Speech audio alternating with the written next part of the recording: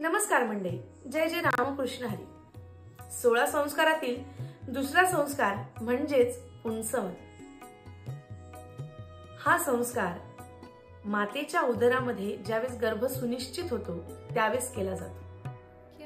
तसं हा संस्कार दुसऱ्या महिन्यामध्येच करावा असं सांगितलेलं आहे, पण तो जर का नाही जमला तर 8व्या महिन्यापर्यंत सुद्धा केलं तरीही चालेल।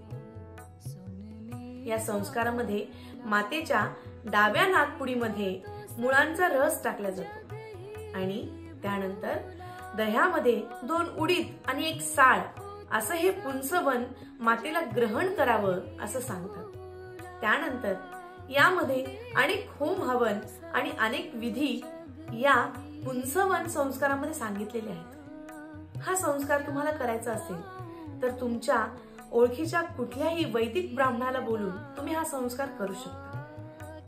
आणि पुढील कुठले संस्कार हे जर का पाहायचे असतील तर माझ्या चॅनलला लाईक, शेअर, सबस्क्राईब नक्कीच करा। जय जय रामकृष्ण हरी।